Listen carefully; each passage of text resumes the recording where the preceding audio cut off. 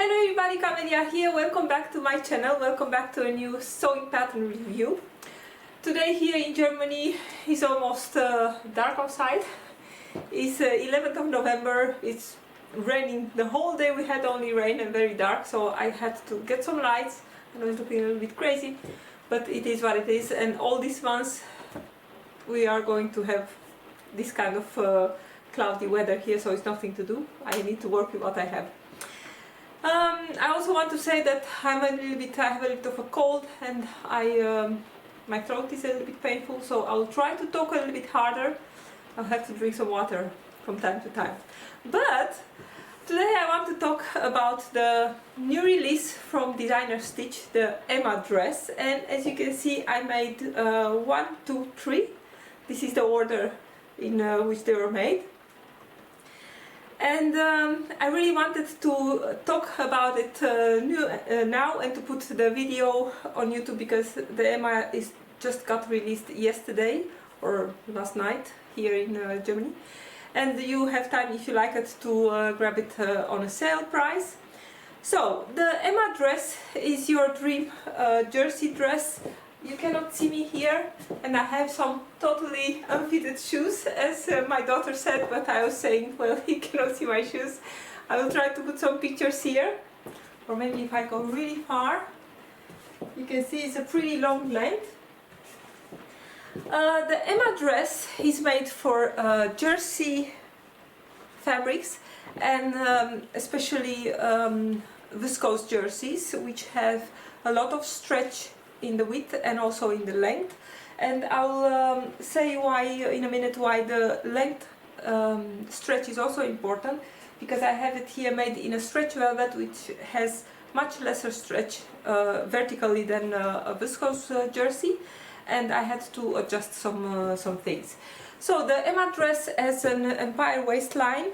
I'm going to come a little bit closer. You can see here there is an insertion that goes all the way to the back, a little bit rounded here very nicely, and coming back again here into a point. The neckline is bounded. Also the idea is to be also made in a contrasting color, and then everything is gathered here. There are 2 lengths. This is the longest one, and there is another one, I suppose, around knee length. And but don't hold me onto that. I'm not sure how long it is, as I made all 3 of them in the longest length. And there are also I think 2 length options, where there are 3 options for the sleeves. You have a sleeveless, which is getting bounded with the same way as the neckline. You have this one, which is a little bit a 3/4 sleeve, I would say, and then you have a full length sleeve, so also gathered in a tight cuff. Of course, because it's from Designer Stitch have in 99% of the patterns cup sizing. Also this one has cup sizing. I think it's B, C, D, double D, E, something like that. I made my usual 3B size, and I had to make only my usual adjustments. I think I took in I have the pattern here, my narrow shoulder adjustment. You know, these days I'm not making all those cuts and stuff. I'm just shaving off 1 centimeter from at the top of the, well, here I did not take 1, I think it was about 6 millimeters that I took away. I just shave it from here and bring it back into the armhole. And also, as usual, I did make my sweep-back adjustment, because that's important. You really want to have this nice contrast piece to sit on your natural waist and not have a lot of bunching fabric here at the center back. And also there is a center back seam here in the panel, so you can with a sweep-back adjustment you can get a little bit of extra shaping, and you don't need to worry about cutting anything on the fold. So as I said, the pattern is made for viscose jerseys, and if you are trying to make it, of course, in other kind of fabrics, you have to think about the flow of the skirt. To go back to the pattern, the skirt has, there are 4 panels, 2 front and 2 back, with the center front and center back seam of course, and side seams. And what you need to be careful when you make this, I had to write it to be sure that I'm not going to make a mistake, although it's not really easy to make the mistake, but it's possible. The front skirt has a little bit of a, it's ending up here at the waist in a point, here at the center front, because it will be this part here, as you can see. And then the back is, let's see, where is the back? I just found the pieces and they are rolled up all. And this is the back. You might think, well, because also the back is getting to a point, but the back is getting to a point at the side seam, because here at the center back is dipping a little bit, you know, to give this really nice rounded shape here. So my tip is, when making this, if you are not sure that you are going to remember, just make a mark on your on the back of your fabric to say this is a front and back, you know, that you are not mistaking this, because you could easily turn this and use this as the front. You see, it's almost the same shape, but actually, or you think that it's the same shape, but actually this is the front. So be aware if you make this. If you are not sure, I did wrote on the back of the pieces to be sure that I'm not going to mess them up. So back to the fabric. I used the fabrics that I used for mine. This is the first one that I made, and this was for a while in my stash. This is viscose jersey, and the binding is a cotton jersey, because it's actually the only one that I had in black, in a solid black, in my stash. Also the contrast piece here, and on this one you can really see the contrast very nicely. This one is also, the contrast piece on the waist is also a cotton jersey, and for the cuffs I used some ribbing, you know, the normal soft ribbing, not the really bulky one, but just a soft ribbing for the cuffs. I will not use ribbing for the neckline, and also for this knot, because I think 2 layers will be kind of.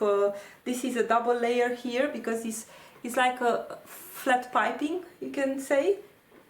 You see, it's not sewn at the bottom here. It's just floating around, so it's really like a flat piping. So don't use ribbing. My tip is don't use ribbing for the binding and for the contrast piece. Just use something else. I used the, as I said, I had only in cotton jersey a piece of solid black, so that's what I used. And actually I use the same in all of my dresses. I'm really not so good at color blocking and color matching and stuff like that, so I'm always playing safe. In this case, just put the black one, the black color on all of them.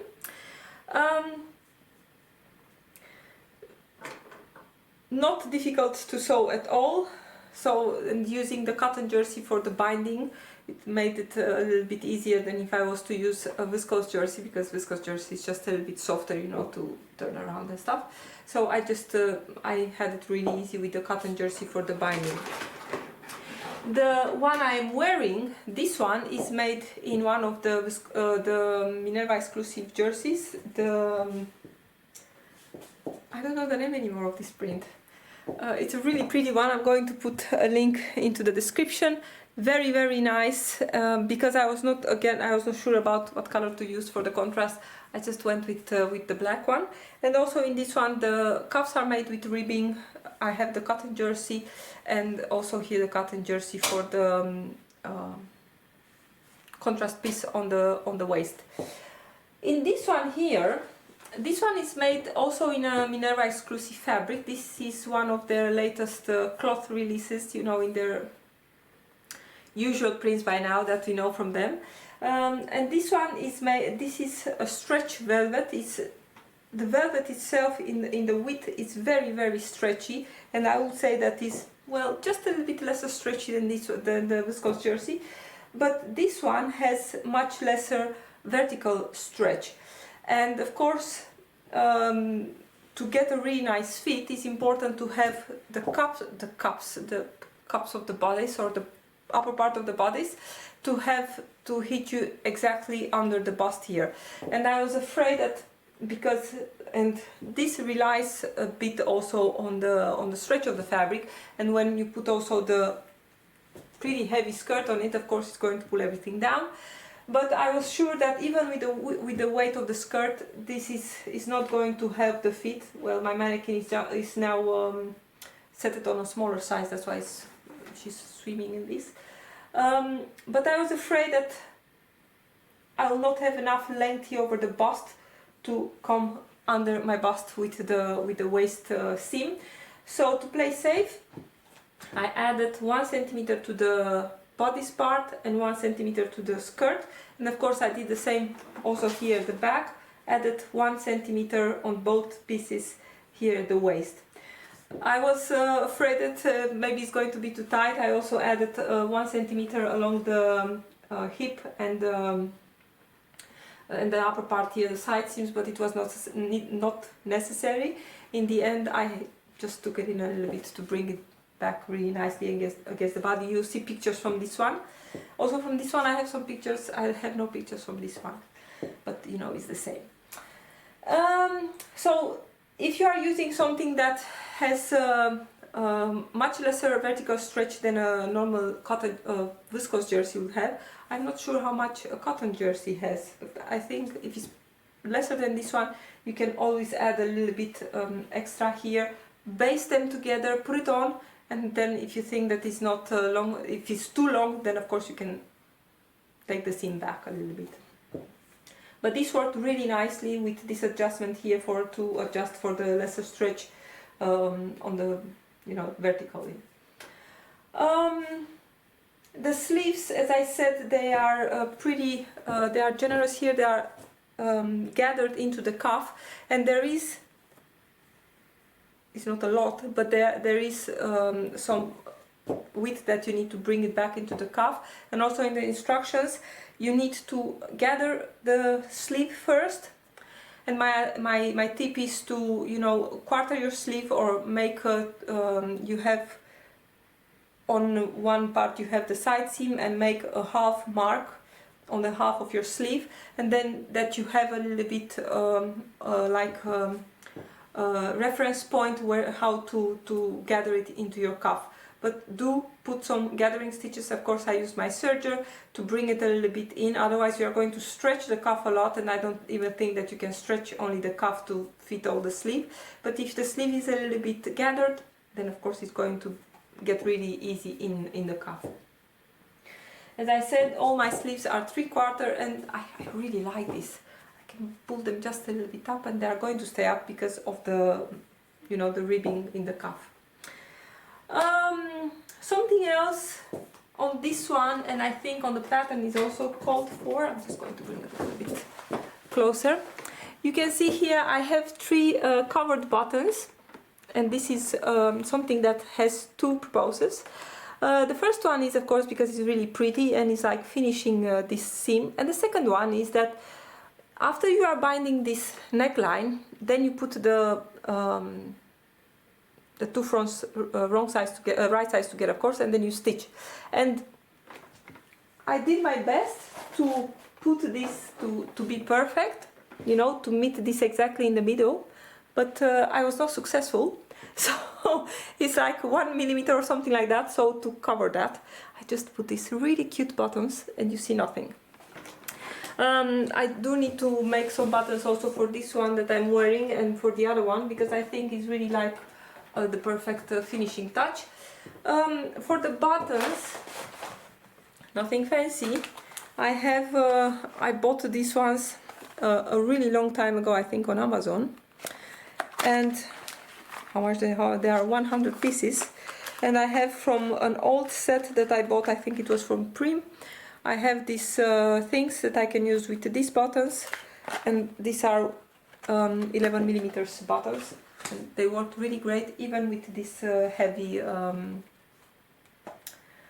it's not heavy, but you know, it's not the same as a thin jersey. They worked really, really nicely. I think I have a video here on the channel how I'm doing that. I'm not sure. If I find it, I'll put a link in the video description. So buttons, highly recommended to cover any mistakes in the front, but I think they will look also really nice. Imagine here 3 small black buttons. I think it's nice.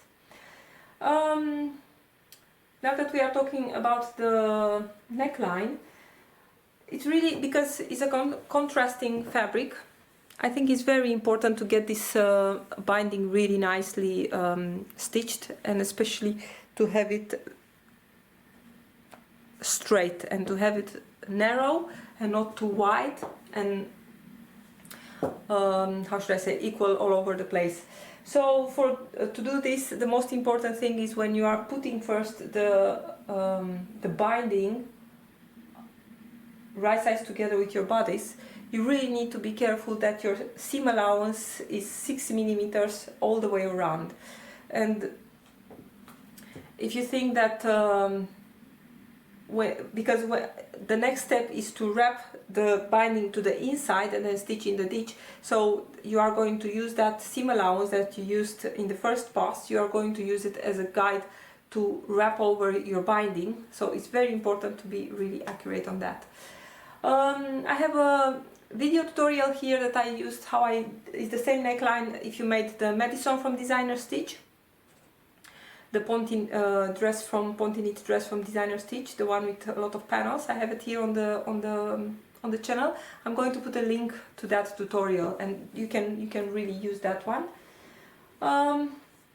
So that's my tip. And something else, as I said, the dress is getting gathered here, and in the instructions you are making the neckline, you are binding the neckline, and then you put the 2 bodices together, right and left, of course, right sides together. You put some or you put gathering stitches, then you put them together, and then you need to gather to I think 7.5 centimeters. I didn't do that. Of course you can do that, and then you stitch the last pass to make this together. But because I was not sure how much I want to gather this, because of course you can make it lesser gathered, or you can even gather even more.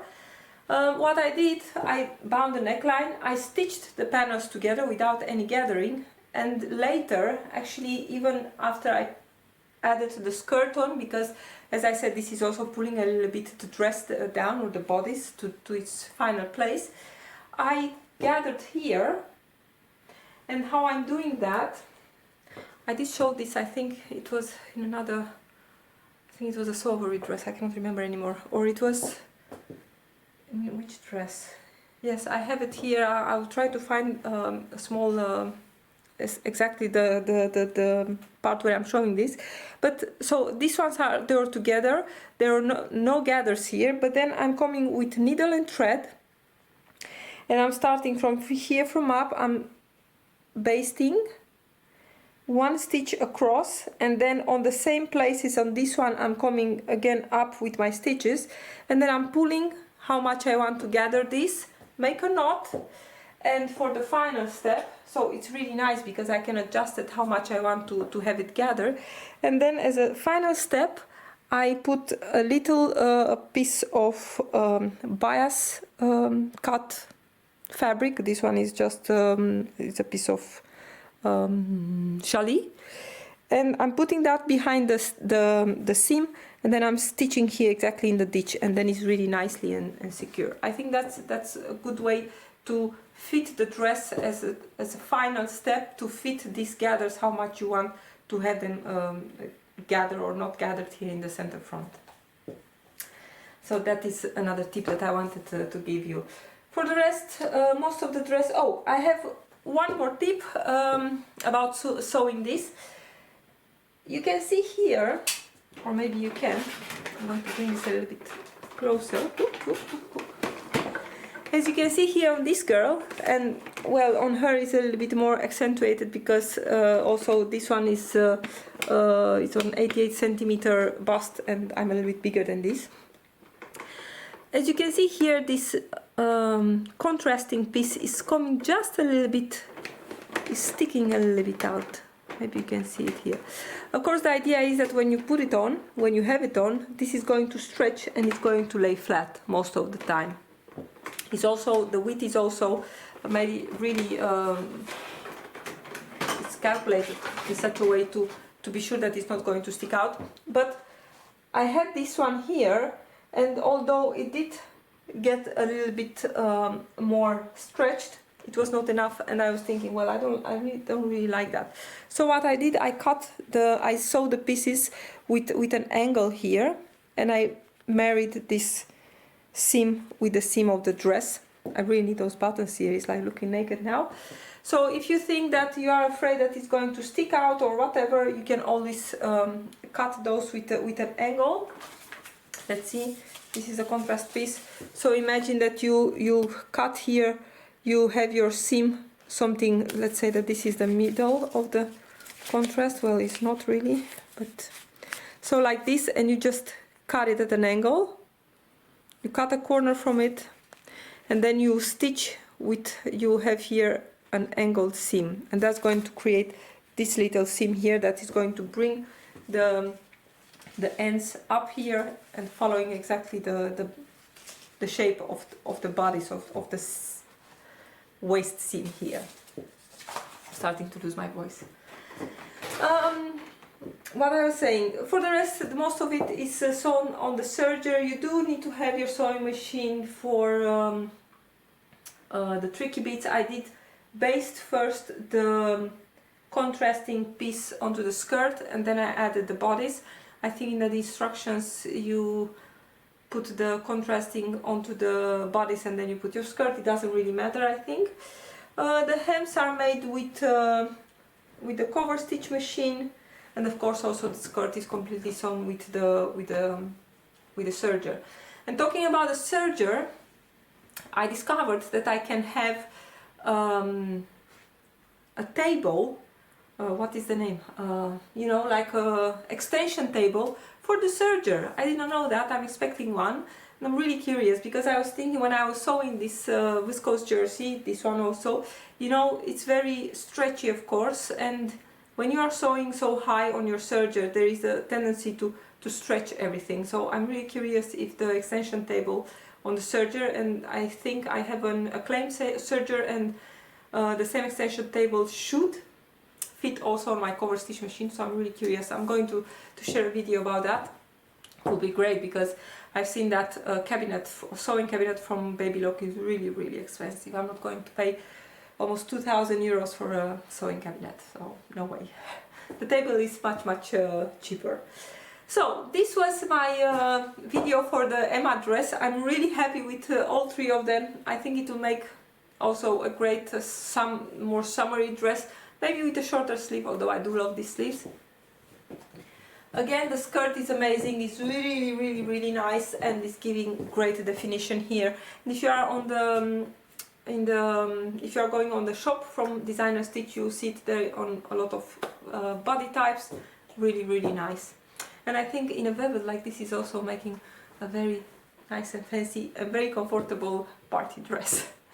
So thank you so much for watching, everybody. I hope you enjoyed my video. If you have any questions about the Emma dress, please put them in the comments under the video. I love reading your comments.